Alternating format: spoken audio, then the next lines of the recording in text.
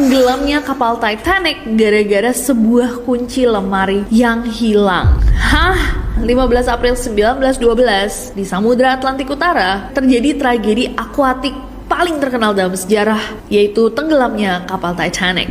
Nah, secara ofisial sebenarnya penyebab Titanic tenggelam itu gara-gara kapal Titanic menabrak gunung es dengan kecepatan kapal yang sangat kencang. Nah, tapi nggak banyak orang yang tahu bahwa ada satu detail dalam tenggelamnya kapal Titanic yang mungkin diakibatkan suatu hal yang bisa dibilang cukup kecil dan receh. Jadi, memang dilakukan setiap hari adalah pengecekan melalui teropong sebagai rutinitas. Nah, salah satu kru yang bertugas pada hari itu guys, untuk mengawasi jalur pelayarannya Titanic bernama Fred Fleet, mestinya seperti hari-hari biasanya menggunakan teropong untuk mengamati kalau misalkan ada apa nih di depan, kira-kiranya ada rintangan gitu. Dan setiap hari di pelayaran-pelayaran lainnya, Fred tuh selalu punya teropongnya dia. Cuman hari itu ada sebuah masalah, di mana teropongnya Fred itu tersimpan di dalam sebuah lemari yang kuncinya hilang. Kuncinya di mana? Jadi sehari sebelum Titanic berlayar pada tanggal 10 April ada pergantian kru kapal. Petugas sebelumnya, David Blair, itu memegang kunci dari lemari tersebut. Nah, dia digantikan sama seorang pria bernama Charles Lightoller. Dan ketika Fred udah mau bertugas nih, mau ngambil teropong,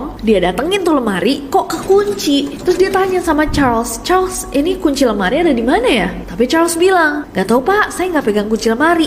Nah, ternyata pas pergantian orang itu, David lupa ngasihin kuncinya ke Charles. Dan karena kuncinya nggak ada, Fred nggak bisa ambil teropong dan mengandalkan mata telanjangnya pada malam itu untuk melihat rintangan dan mendeteksi bahaya di lautan yang luas dan gelap guys. Dan akibatnya pada malam itu, 15 April, Fred tidak bisa melihat ujung dari gunung es. Jauh sebelum waktu yang dibutuhkan, sampai akhirnya ketika mereka sadar, sudah terlambat dan tabrakan pun tidak bisa dihindari.